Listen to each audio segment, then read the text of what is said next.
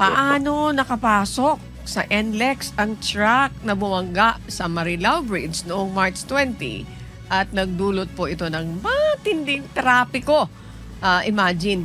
Uh, Dami, left and right yung mga komentaryo dito. Sige po, sagutin niyo muna po Opo. ito, Kinong Ignacio, please. Thank you. Yes, ma'am. Apo, unfortunate po, madaling araw. Unang-una po, paumanhin po dun sa talaga mga ating mga motorista na naapektuhan po mula pa po nung Miyerkules ng madaling araw. At ito nga po, pumasok po ito sa may Karuhatan, Toll Plaza. Apparently galing po ito ng R10 area. At doon sa Karuhatan, Toll Plaza, meron po tayong 6 na lanes doon. Yung pong 3 lanes na outer lanes ay yun po yung mga nakalaan pa sa truck.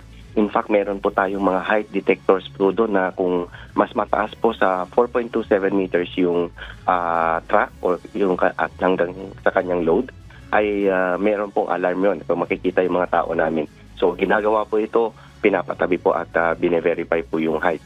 Unfortunately, ito pong truck na lumusot po dito sa lane 2 naman po, dito sa mga leftmost lanes po natin, kung saan mga mabababa o class 1 vehicles lang po yung kailangan dumaan. Yun po, in short, nakalusot po siya doon at tuloy-tuloy po at hanggang nakarating po dito sa Marilao Bridge.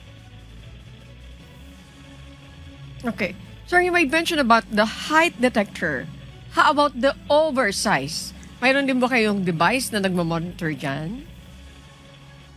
Yun po yung meron po tayong mga tao na nag-aano na po ng nagtitingin din po ng mga yan. At yung ating mga lanes naman po ay kasya po yung mga sakyan dito sa pinaka rightmost lane. Sa halos lahat ng ating mga toll plazas, meron po nakalaan para sa mga malalapad naman sa sasakyan. So, ibig sabihin po nito, ito yung tinatawag nating wide lane po. At yun nga po, sa mga height naman, yun sa mga truck lanes natin, yun nga po, may height detector at may mga tao po kaming nagbabantay po doon para ma-check kung nag-alarm po ito, para ma-check yung actual na height po nung truck. At yun po yung in-intensify natin ngayon.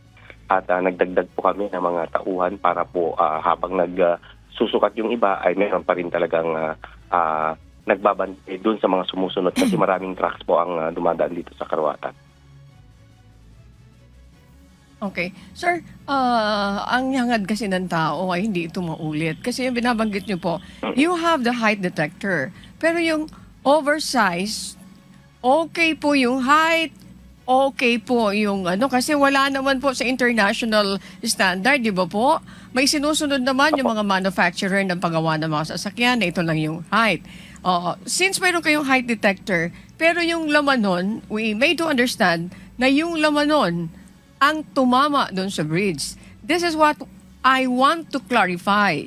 Mayroon ba po kayong nag-check din doon sa oversize na mga laman? Yun ang mga kargada. You have the height detector. Mayroon ba kayong ganitong klaseng device? Kung wala naman, you made mention about the tao. What if nalingat yung tao at hindi nakita, makakalusot po ito?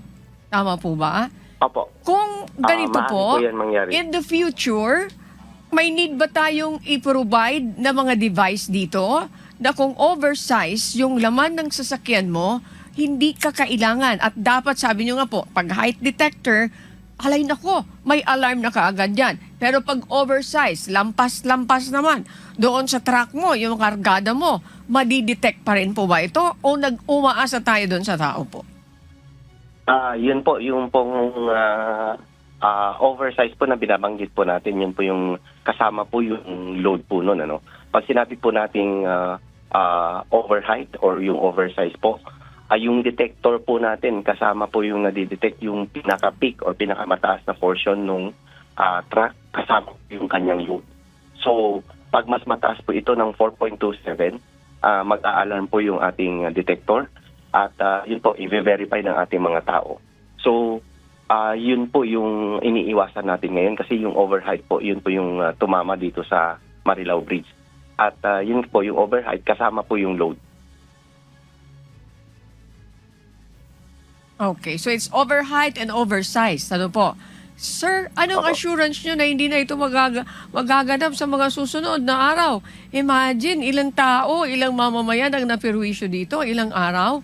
And another thing that we want to clarify, ilang oras bago kayo naglagay ng zipper lane para madaanan ng mga tao, ng ibang mga behikulo po na affected doon sa napakahaba na perwisyo? Ilang oras? Almost 8 oras na naranasan ng ibang mga kababayan natin yung sobrang sama ng traffic because of that dito sa North Luzon Expressway. Mr. Ignacio, please. Opo, yun pong unang tanong, yung para masiguro po na hindi na po mangyari ito ay, yun po, nag-intensify po kami. In fact, dun sa mga lanes na pang class 1 lang, naglagay po kami talaga ng metal gantries na po. Kung saan hindi na po makakapasok yung mga truck. Ang unang mabubundol po nila ay yung mga metal gantries na yon. At dun po sa ating mga truck lanes naman, yun po, nananatili naman yung ating mga detectors at saka yung mga tauhan namin na magbe-verify. At yun pong pangalawang question, yung pag-implement po ng counterflow. Agad-agad naman po kami nakakapag-implement ng counterflow kung yung kabilang direction naman po ay hindi ganun kabigat yung daloy ng traffic. So, ang ini-implement po namin, ma'am, dito sa pag-counterflow ay pagka hindi naman po affected masyado yung kabilang direction at nangyari nga po na nagsasabay po ng at times na talagang mabigat yung daloy ng traffic po natin. Kaya sinasara natin yung counterflow. So, on-off po yung ating counterflow, kumbaga, yung implementation natin. Opo, Mr. Ignacio, honestly speaking, we witnessed that. 2 mata namin. We were affected. Kasama po kami doon. 8 oras pasensya na mahigit. po dyan. Napaka-short lang yung pagdadaanan. So, okay, sige. Sir Ignacio, ang ating amigo na si Sherwin Kulubong, mayroon po mga dagdag na katanungan. Go ahead, amigo Yes, Sherwin. ma'am. Thank you. Hello po, Sir Robin. Tanong ko lang kung yun ho bang driver o yung may-ari po ng truck ay kinasuhan ho ba ng NLEX at kabilang ho ba sila sa magbabayad o pinagbabayad po ninyo dito po sa nasirang tulay, Sir? Yes po, actually, the following day natapos po yung proseso at nakapag-file na po kami ng kaso. At yun nga po, yung kaso po nila ay reckless imprudence resulting in damage to property. So meron talagang halagang babayaran po yung truck at yung driver at maring yung owner po ng truck. So partly, yung marirecover po is yung pong pangpalit po doon sa ginastos dito sa pagre-repair po ng bridge. Sa estimate nyo, Sir, magkano po ang aabutin po ng danyos po na ito? Sa ngayon po, wala pa po kaming amount dahil yung paggawa ay dire-diretso pong na-engage yung aming contractor at ito po pagkatapos ng repair ng bridge, saka po aalamin yung kung magkano yung lahat yung nagastos para maibalik po yung bridge. I mean, yung ma-repair po yung bridge. Okay, sige po. Back to you, Annie. Maraming salamat, amigo Sherwin. Sir, muli po, mayroon pa tayong gustong liwanagin sa inyo po. In the future po ba, kasi kung hindi ako nagkakamali, may standard tayong sinusunod bago palabasin yung mga truck, mga malalaking truck na yan, kasama na yung mga loads na yan, anuman ang load na dala-dala ng isang trailer, ng isang truck, heavy truck, bago ilabas yan, may tinitimbang po yan. Okay, tinitimbang yan. I do not know dito po sa NLEX kung in the future, para hindi na makapasok yung mga hindi karapat-dapat at nagbabiolate dyan, doon pa lang sa bungad, mayroon na po kayong mga maliban doon sa height detector. Ano pa bang mga klaseng device ang kailangan nyo para doon pa lang may stop na ninyo o oversize kayo. Yung height ninyo, dahil may mga modification kayo ginawa doon sa mga truck ninyo, hindi kayo pwede dito. Do you have plans to have that in the future? And what is the international standard? Sa ibang bansa, mayroon bang ganito? I'm sure mayroon ganon. Dito po sa NLEX, mayroon pa ba kayong plano na magkaroon ng ganong mga device to avoid the future accidents and fatalities at the same time and the future?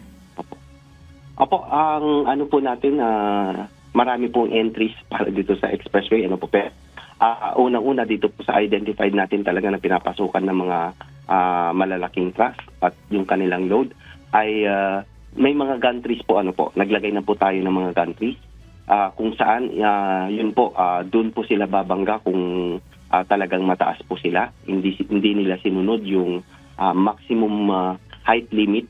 At ganun din po, doon naman po sa mga mabibigat na trucks, meron po tayong mga teams na nagtitimbang po para lang po hindi sila lalagpas doon sa 13.5 tons per axle na tinatalaga ng ating batas. So, despite of all this implementation po, talagang challenge po at times sa amin, pero napakalaking din po, napaka-importante yung kooperasyon ng ating mga motorista, lalong-lalo na itong ating mga trucker. Comply po yun. In fact, meron po kami mga ugnayan sa mga grupo nila. Meron kaming mga Drivers Education Forum kung saan nilalatag po namin yung mga traffic rules and regulations at saka yung mga kung ano yung pwedeng pumasok dito sa expressway. So, sa ngayon, sa puntong ito, hinihiling ko po yung kooperasyon na sumunod po yung ating mga truckers, lalong-lalo na yung ating mga truckers na malalaki, na sa ating mga pinapatupad dito sa NLEX para naman po makatulong na maiwasan po natin ito. Okay. Kami po ay nagpapasalamat sa pagkakataon na nakasama po namin kayo ngayong umaga. Maraming salamat. Umaasa po ang mamamayan na sana hindi na ito maulit. Mr. Robin Ignacio, Yes. Traffic Operations Head ng North Luzon Expressway. Again, good morning and keep safe.